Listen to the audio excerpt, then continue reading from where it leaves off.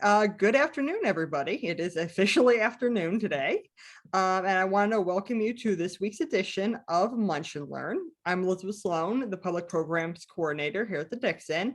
We'll go over a few pieces of housekeeping information and a couple reminders. Black Artists in America closes January 2nd.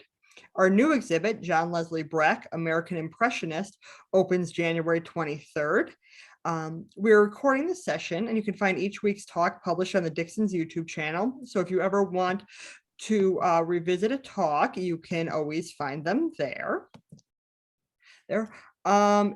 And since we are recording this, we ask for everyone to remain on mute the entire time. If for some reason you accidentally unmute, please don't be offended if we remute you.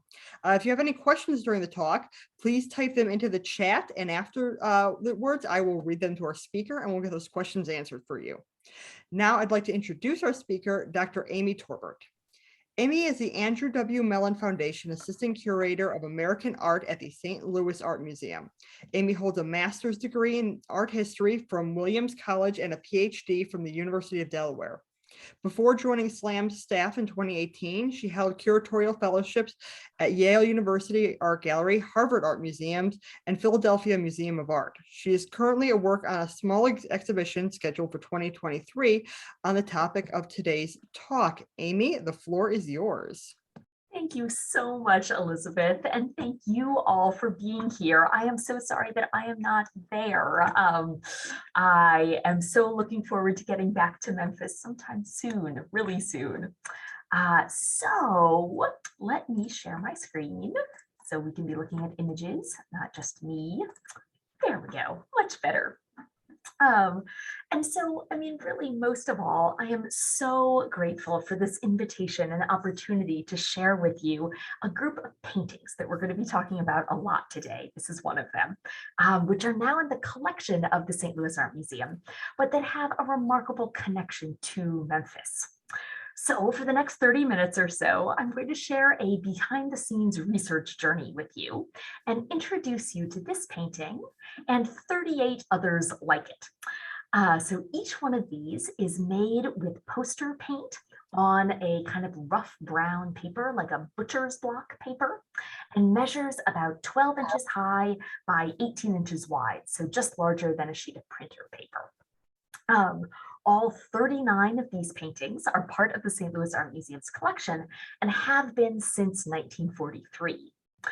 But despite the fact that we've housed for and cared for these paintings for nearly 80 years, we actually didn't know much about them at all. That is, until last year when I became curious. I mean, honestly, during closure, wanting to feel connected still to the museum, I thought, you know, what are research projects that I just haven't felt like I've had the space and time to dive into? And so this presented itself strongly. So with that curiosity, I started to research them. So their basic cataloging records stated that they were made by children in a community art center.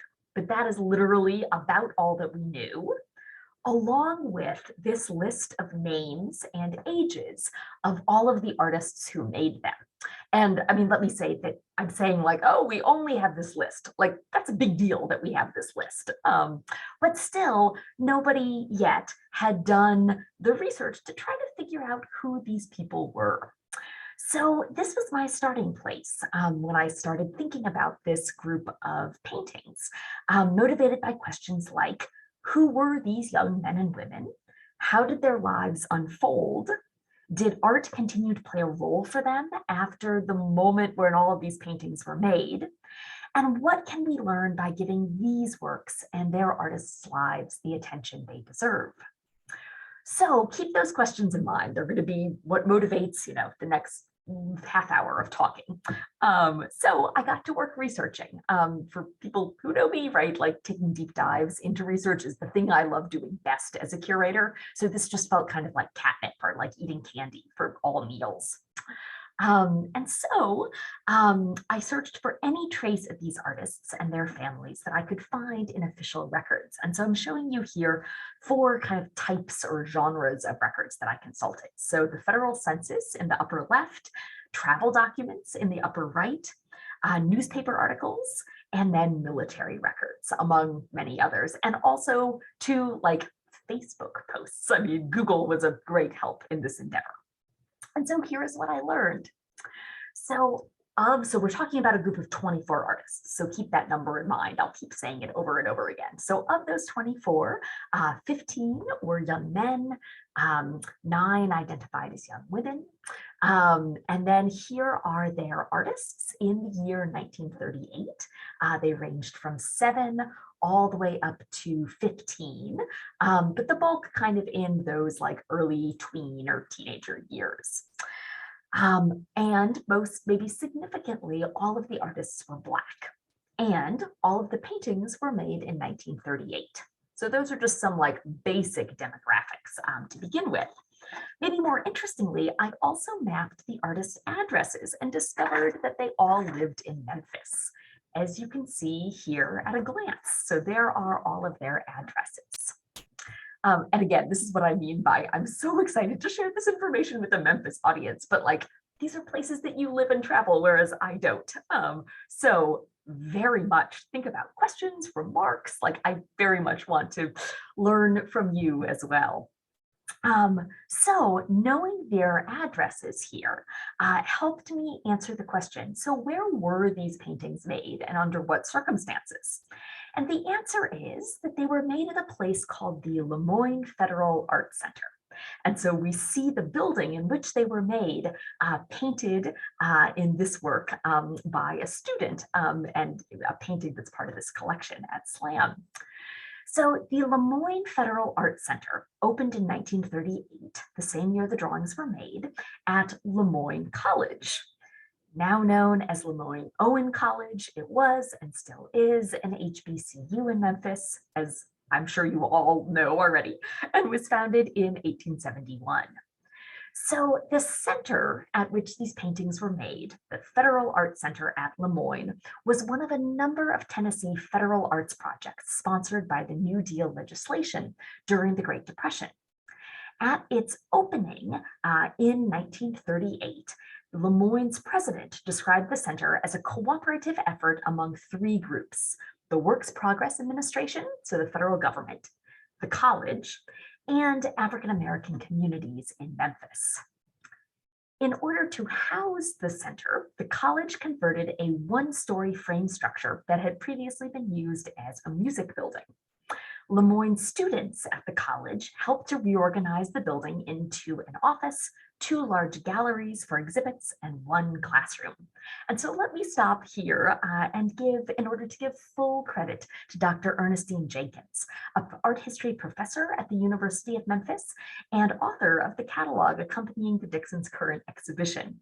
In 2014, Dr. Jenkins published a groundbreaking article on the center, which I cite here on this slide, which has been just absolutely vital to my own research. I couldn't have done anything or any of this project without guidance from Dr. Jenkins, both direct and scholarly, right, reading her article.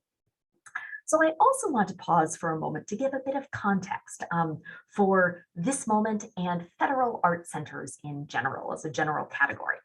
So when the LeMoyne Center opened in 1938, it became the 53rd community art center built across the country.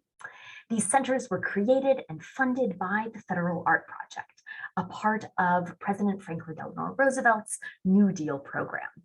These government-sponsored centers were designed to provide the general public with direct access to the arts by breaking down barriers between artists, art, and audiences, and bringing art to places where there had previously been little to no access. The first and best known community art centers were the Harlem Community Art Center in New York City and the Southside Community Art Center in Chicago. Ultimately, there would be 107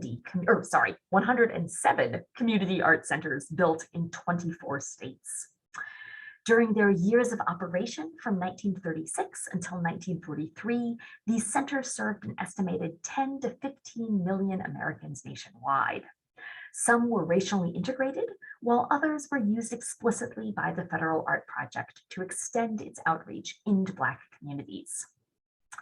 So the LeMoyne Federal Art Center began offering free classes to community members on April 17, 1938. And by December 1939, a center report stated that 5,000 children had enrolled in painting classes.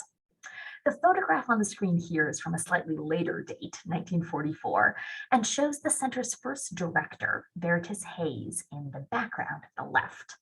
And so if you're interested in learning more about Hayes and his artistic and teaching practices, I again recommend Dr. Jenkins' excellent article and also the Dixon's current exhibition and catalog. So I won't be going into any more detail about Hayes today because all of Slam's paintings were made in the creative children's class taught for neighborhood residents, offered on Saturday mornings and taught by the center's first teachers who predated Hayes by just a couple months, two people named Anne Vaughn and David Kelly. So I'm chagrined to say that I actually don't know that much more currently about these two teachers, but we can see the results of their instruction in the paintings themselves and speculate about the particular assignments that they might have issued to their students based on similarities among the 39 paintings. So for instance, if we look at all of this group of paintings, might we be able to imagine that these resulted in various ways from assignments to paint houses or buildings that were well known to students? Just like maybe these came out of lessons about how to paint landscapes, big sweeping landscapes. And perhaps these related to an assignment connected to painting people. So just speculative, but interesting ways to think about how to connect histories across these various paintings and what they might tell us about the circumstances under which they were made. But even as I learned more about the center, a question continued to nag at me.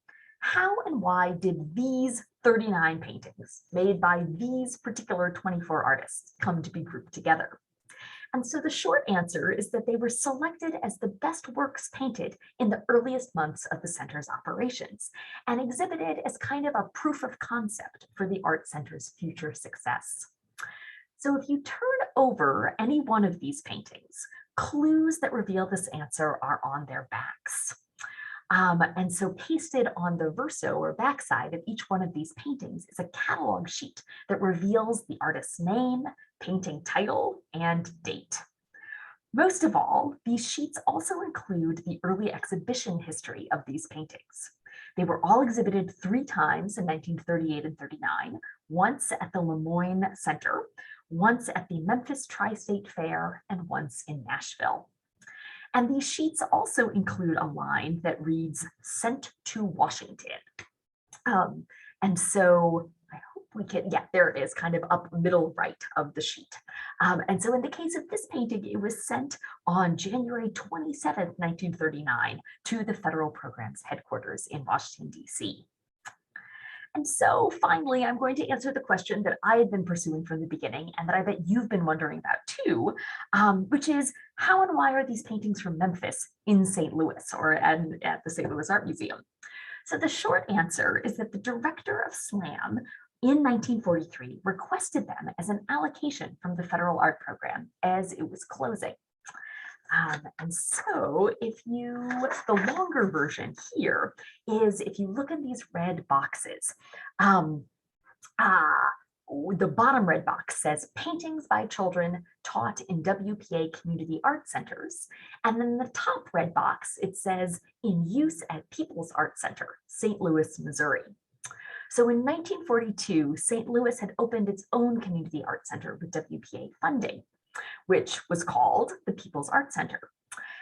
It was remarkable for being the city's first interracial art center at a time when city schools, transportation, and entertainment were still segregated.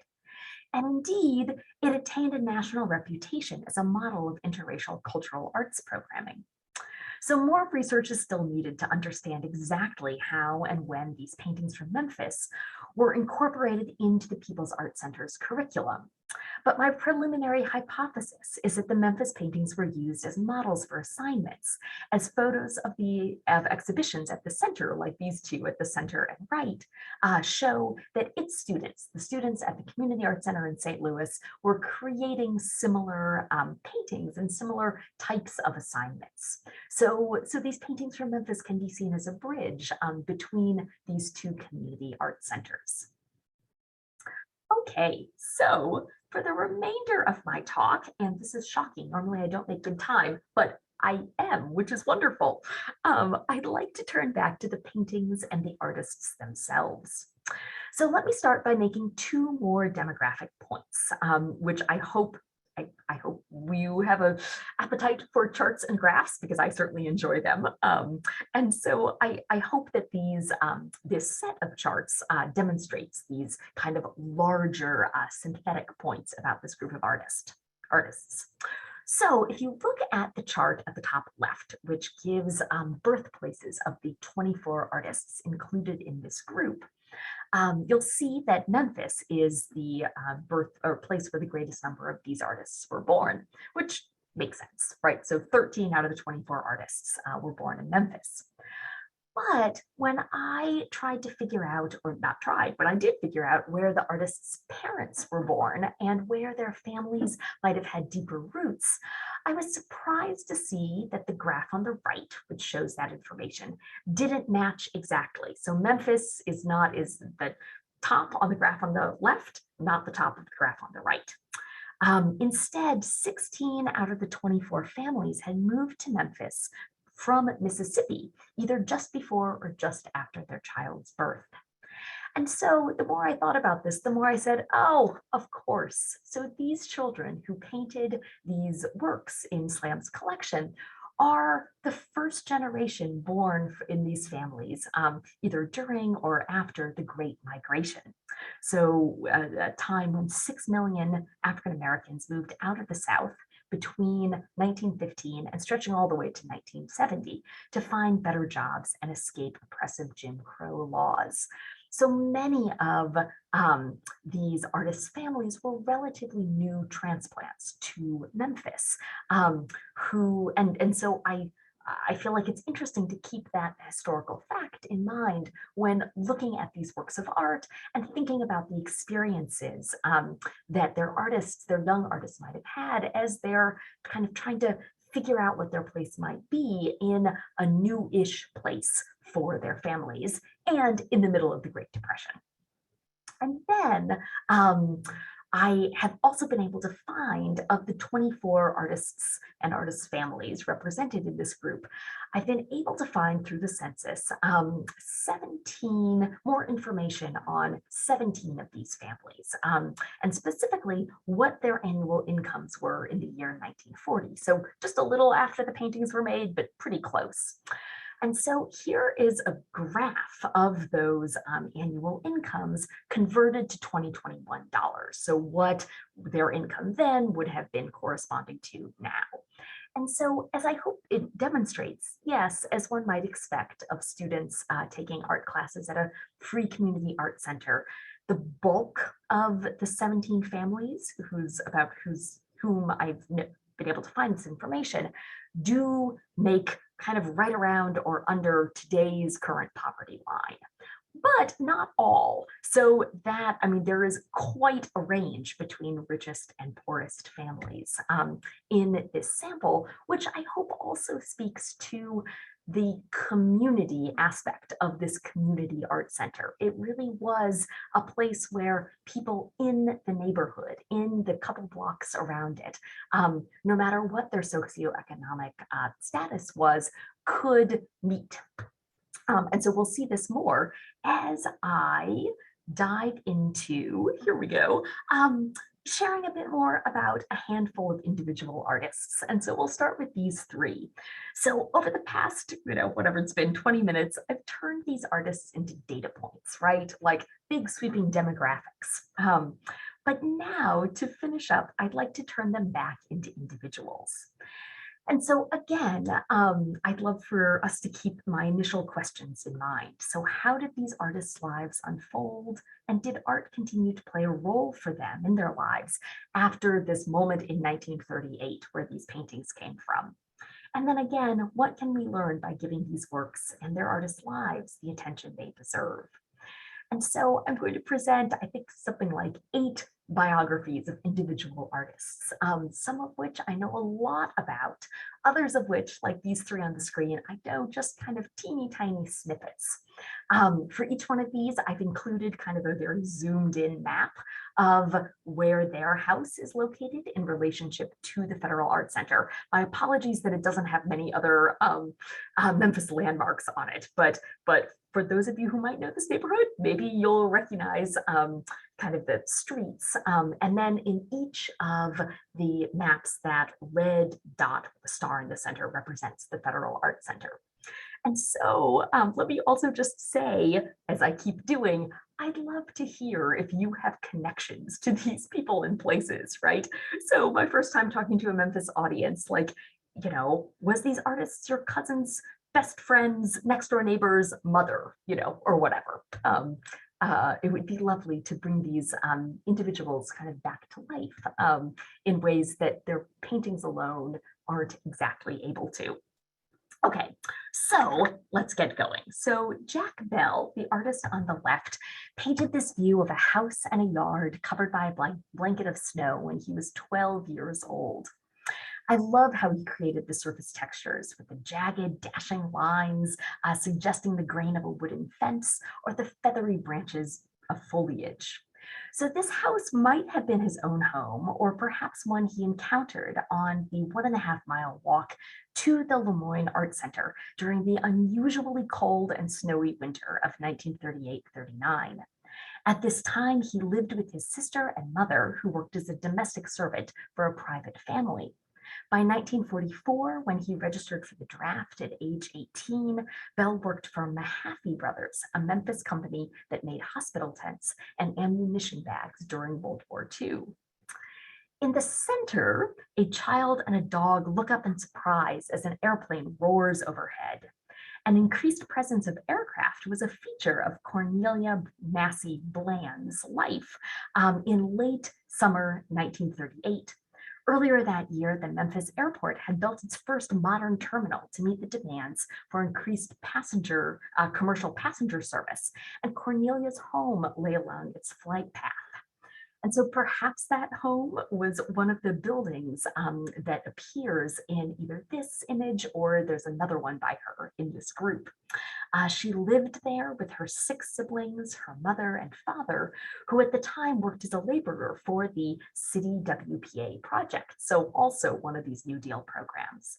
And then her father continued working for the Army Depot at the time of his death in 1957.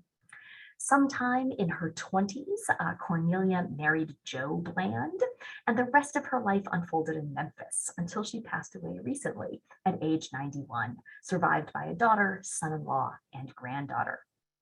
And then finally, in the painting on the right, I hope you can see 2 men straining to push and pull a 3-wheeled cart piled high with vegetables for sale. The artist, Richard Brown Gathings Jr.,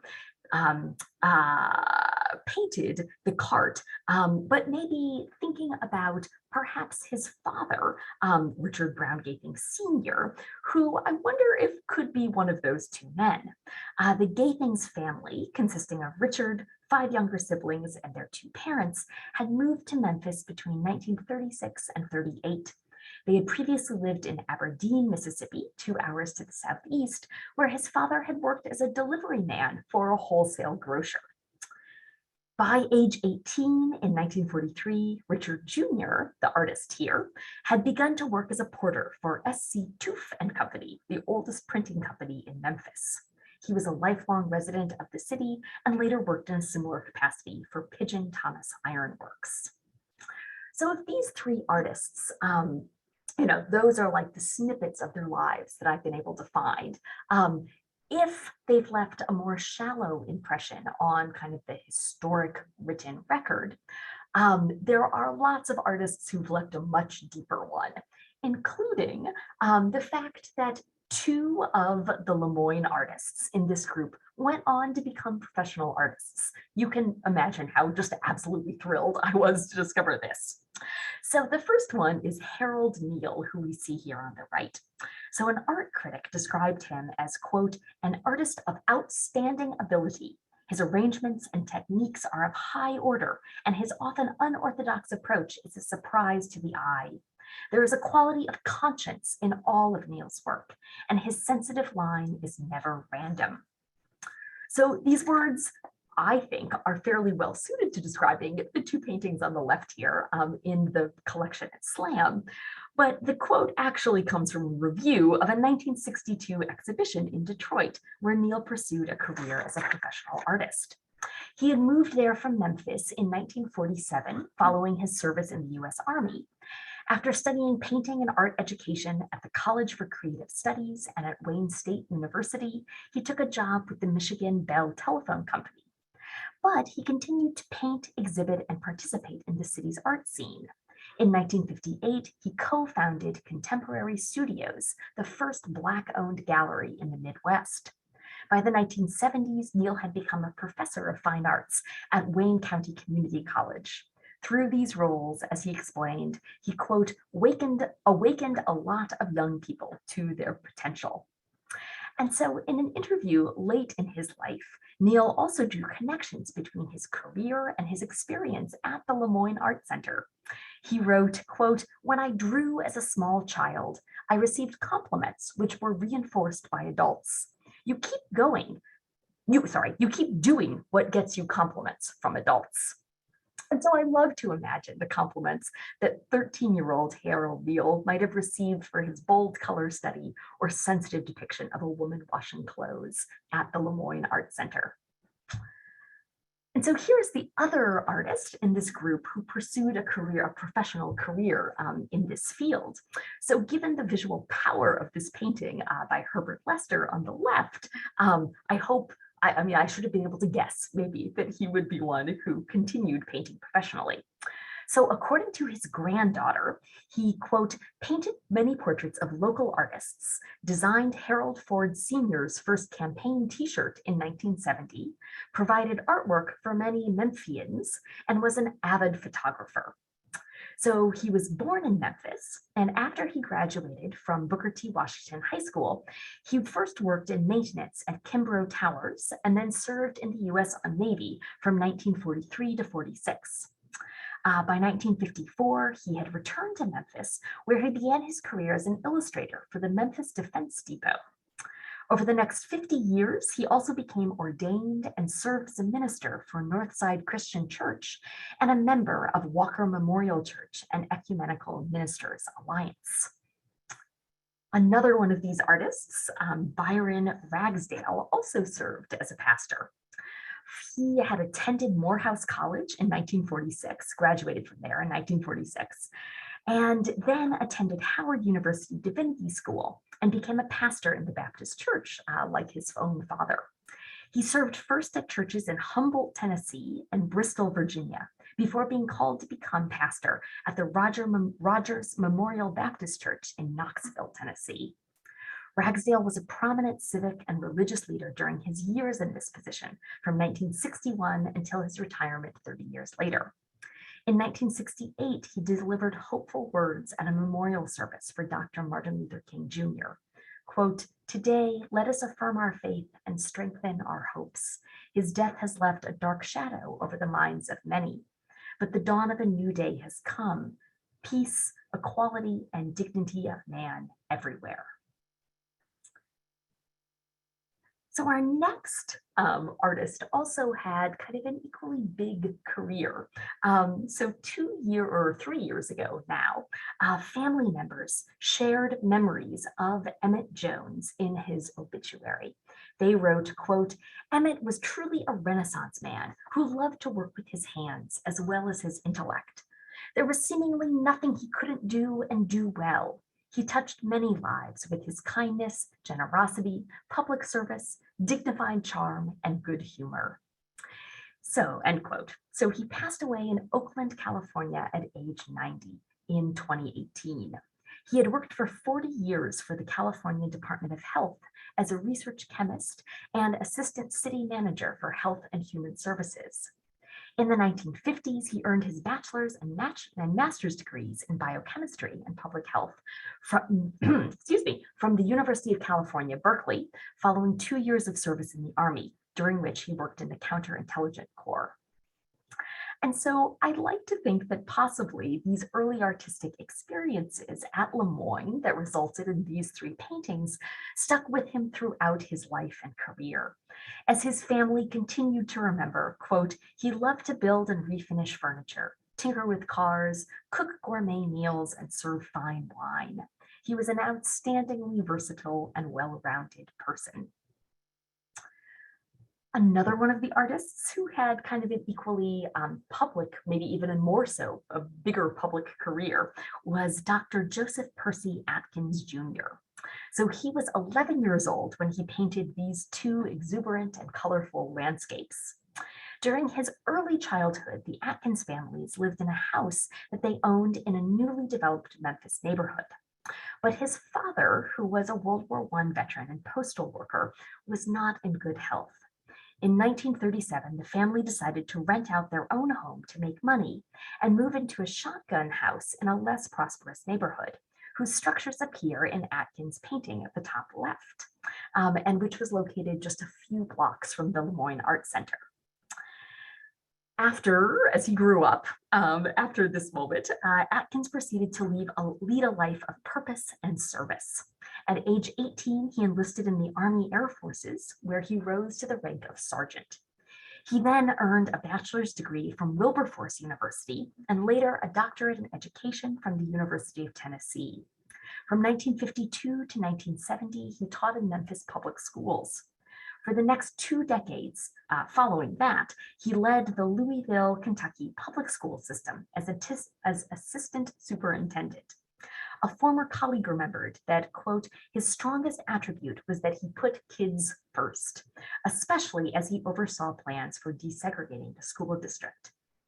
Joseph's commitment to working for equity was also shared by his sister, Maxine Atkins Smith, who served as president of the Memphis NAACP from 1962 to 1995.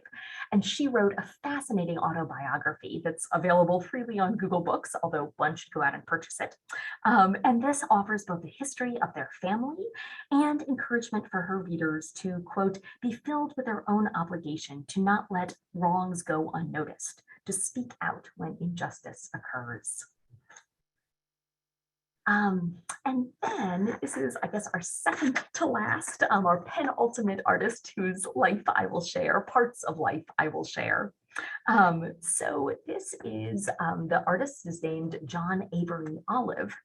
And the painting that he made on the left, perhaps is not directly in Memphis. I mean, it might just be an imaginary scene, but if it is real, I kind of wonder if the scene might relate to memories of the area surrounding Hot Springs, Arkansas, where John Avery Olive was born and lived for at least the first 6 years of his life. Or perhaps it's located elsewhere in the states of Mississippi, North Carolina, or other places in Arkansas, all locations that John's father, Benjamin, traveled and moved his family to during his job as an insurance salesman. So in 1932, Benjamin Olive moved his family to Memphis to become vice president of the Universal Life Insurance Company, one of the largest Black-owned insurance companies in the country, which had existed, was in business from 1932 until 1980. Benjamin followed in his father's footsteps. Oh, I'm sorry, I got that wrong. John Avery, our artist, followed in his father's footsteps. So he served in the military from 1943 to 1946 and graduated from Morehouse College in 1949. He then returned to Memphis and worked for his father's company. Both father and son devoted themselves to philanthropy and to education. In 1940, when the average salary earned by the parents of the other artists in our group was about $9 a week, John's father earned $96 a week. So obviously, if you remember that bar of average incomes, his is the one that's at the very far right, the highest. Um, Unfortunately, the artist here, John Avery Olive, died far too early in 1977. And so in the wake of his son's early death, Benjamin Olive, his father, gave what is equivalent to about $3.2 million to LeMoyne College, the place where John had taken art classes 40 years earlier, making it one of the largest bequests or donations in the college's history. So, as wonderful as that is, I've saved maybe the most exciting artist in terms of making this discovery and connection for last. So I was working through this list of artists alphabetically. And so we're now at Weldon Sugarman Smith, after she married, who painted the scene of an aquarium that you see at the right. And then that is wonderfully a picture of her at exactly the same age she was when she painted this work of art. Her younger brother, Russell, posing fantastically with Jean Harlow in Hollywood. I mean, why not? So according to Weldon's son, who provided this photograph, the family was on vacation. They were taking a driving tour. They drove by Miss Harlow's residence. She was standing outside with her car, and so the family went over and asked for a picture. Fantastic. Okay, so I'm working my way through this list of artists alphabetically. And for each one, I start researching and think, is there any possibility that they might still be alive, right? So they'd be, in their mid to late 90s, but anything is possible. And so as you could see from the ones that I'd shared, there were a couple artists who I missed by just a couple years. And of course, their families are still out there, but they are not. So you can see where this is going.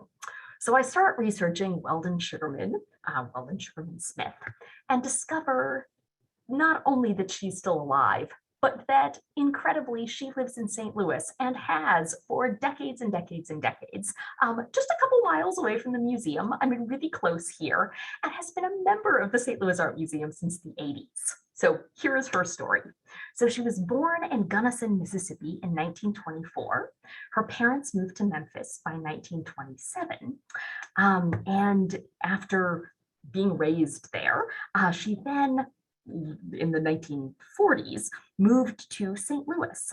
She had studied public health administration at Northwestern University in Chicago. And so she moved to St. Louis for a job at the Homer G. Phillips Hospital, which is where she met her husband, Dr. Sidney Smith. And so she proceeded to have a life filled with civic volunteerism and fights for social equality and legal justice. So let me also just mention, before going on to her for a moment more, that her brother, who we see there at a pretty young age, grew up to become Judge Russell Bertram Sugarman, who passed away in 2019 in Memphis. And if his name rings bells for you, it might be that he served as a judge in the General Sessions Court in Memphis. He also served in the Tennessee State Legislature. He co-founded Memphis's first integrated law firm, and really throughout all of these endeavors, acted as a civil rights warrior, an astute political strategist, and a progressive attorney, as his obituary described. So I start finding this out, right? That oh my gosh, Weldon Sugarman Smith, who goes by the nickname Sugar, lives in St. Louis. I find her address, I find a phone number, and I just cold call. And so here she is with her wonderful son, Barry Smith. So as it turns out, she is still alive and well, or at least relatively well. She suffers from memory problems, but is still in basically good health. So I hope you could see the image on the left. Once I realized this connection, along with many colleagues here, moved heaven and earth, or at least a couple works of art, to install her painting as quickly as we could in our galleries of American art, and then invite her along with her son to see it. And so a local TV station did a profile on this. So that was hands down one of the best things that happened to me in February 2021. So I will, with that wonderful story, wrap up with all of these objects and say that I hope that this group stands as a testament to SLAM's commitment to fostering creativity in learners of all abilities and ages, but also as a demonstration of the good work that can come from the federal government's, the Works Progress Administration's goal to place art into everyday lives. But moreover, I hope too that learning more about these artists and seeing this group as a whole, it certainly has served as a reminder for me, and I think a lot of my colleagues here, that every work of art in the museum's collection deserves attention and consideration, but maybe those made by Black artists even a little bit more so these days. To think about the fact that these stories have been sitting untold for so many years, it is a thing that we would like to correct sooner rather than later. So with that, I will wrap up. I see that there are questions in the chat that I've been somewhat ignoring as I've been talking, but I would love to get to them and truly have a conversation about these objects and really any other topics. So thank you. Thank you so much, Amy. Everybody, please remember to drop your comments in the chat and I'll start reading them off. So Christine asks, are there any other paintings of specific locations or buildings that you have been able to identify besides the LeMoyne campus building? Oh, that is a wonderful question. So I have a lot of guesses, although nothing specific. So let me say that I have, like, all of the research that I have presented has happened during the pandemic. So I started this project in early June of 2020. And so, right, we're now here. So I have not yet been to Memphis, which I realize, I mean, I've been there as a place in the past, but I haven't yet been there to research this project, which is just like a huge gaping hole, which is why it feels like all of this is like the provisional first steps. I love being able to present this as like, well, this is where I am now. But there are all sorts of questions that won't be able to be answered until I make a trip. So all of that is to say that Google Maps has been like my primary research tool for places. And so especially with the portraits of houses, there are so many of them in this group, right? I would like quickly look up where the artist lived, go find an image of that on Google Maps, if the house still stood, and then try to compare it. So there are a couple houses, and I am so sorry. So definitely, I hope you might be able to see my mouse, this one at the top left. And where is Byron Ragsdale? Here we go, the one at the lower left as well, that bear striking resemblance to the actual images of the house where their artist lived. So I'd be willing to bet that this might be a house in which they lived. But beyond that, and then beyond the wonderful connection of the image in the center, as you described, right, the LeMoyne Center, everything is just tentative. And so for instance, let me point out just one more. So again, are you able to see my mouse? If not, third row down, second image in from the left. Its title is Factories at Night. And so if you see the image on third row down, first image from the left, the purple mountains, it's the one right next to that. So for instance, so the only title we have is Factories at Night. But in the summer of 1938, a large Firestone factory, tire factory, opened in Memphis. And again, its buildings look kind of similar to these buildings. That is not a strong enough, right? Like, yes, I definitely have been able to identify this one is this one, but I feel like there are clues throughout this that might make for convincing connections. Sorry to ramble on, but that is the full answer to that question at the moment. All right, thank you. So Julie says it's so special that you were able to reunite her with the painting she made.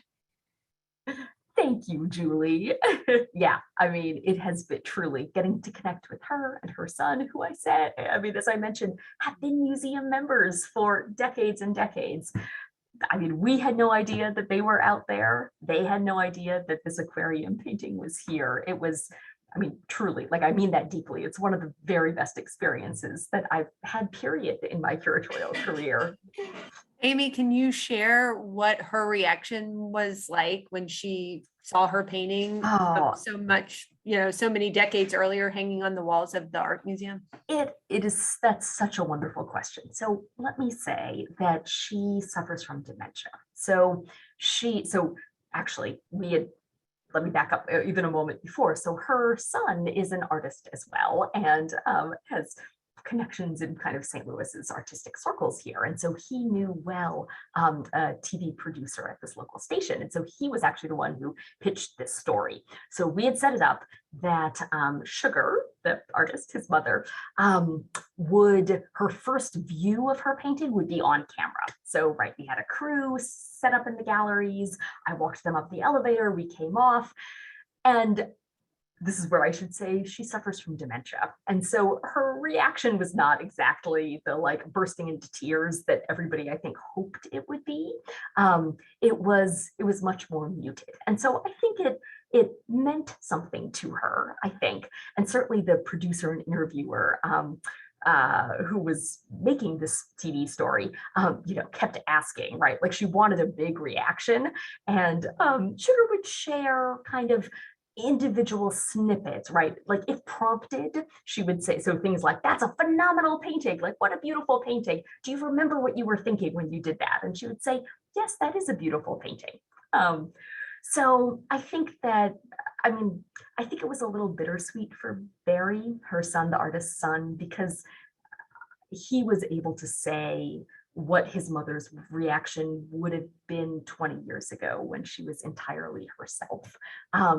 But the story that he most likes to tell was that, so I had called the number, her caretaker had answered the phone and then said, well, I think didn't believe who I was and why I was calling.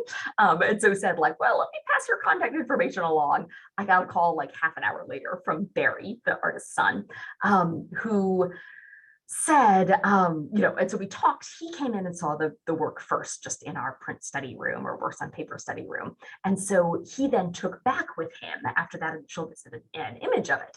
And so he tells the story of showing it to his mother and her saying, oh, that's quite a good painting.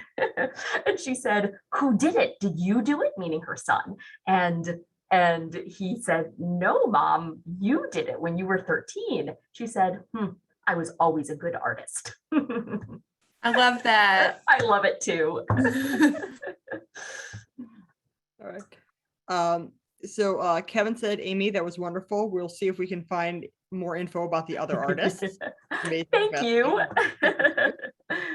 Peggy is asking, are these paintings online? Oh, that's a wonderful question.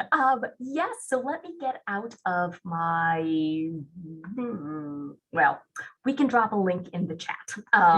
So they are, oh, here we go. This is what I meant to do. I will drop a link in the chat right now. So the vast majority of them are, if one goes to that link, and let's see.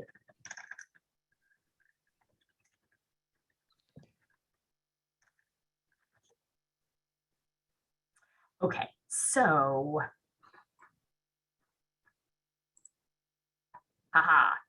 maybe? Yes, there we go. Okay, so if one visits either one of these two links, either the kind of general SLAM search or and then types in Works Progress Administration, or just clicks directly on the second link. The ones that are online, I think, so there are 39 paintings. I think like 30 of them are online. We're working on the last 9. They are available there. All right. Thank you. Lisa asks, would it be accurate to say that even if these children's time at the LeMoyne Art Center didn't lead to a life as a professional artist, this early exposure led to a lifelong appreciation of art?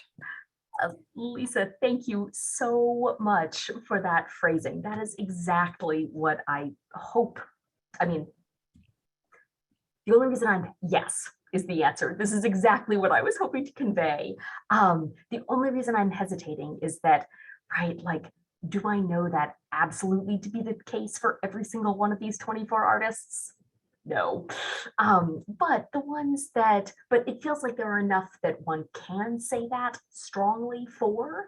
And certainly, I mean, Weldon Sugarman Smith is a good example of this. I mean, she hasn't said it in so many words, but her son has said it, that his mother has had a lifelong appreciation of the visual arts, of design, of color, that she's like a really creative interior designer. I mean, all sorts of things that you might think might stem from early artistic education.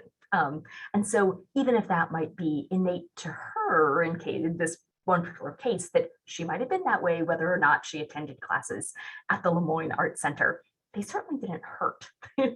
And I would love for this group of paintings to be able to be used as, support for the value of early artistic education programs at museums. Just, my absolute admiration for the work that departments of education or learning and engagement do. All right, thank you. I have a question. Which one is your favorite? Oh my gosh, that's a wonderful question. Which one is my favorite? I love it. Well, I feel like I have favorites for different reasons, for all sorts of different reasons, right? Like, I love Aquarium, right? That one at the bottom, because of the connection to the person. But had Ms. Smith not been alive still, I don't know that I would have picked it out as my visual favorite.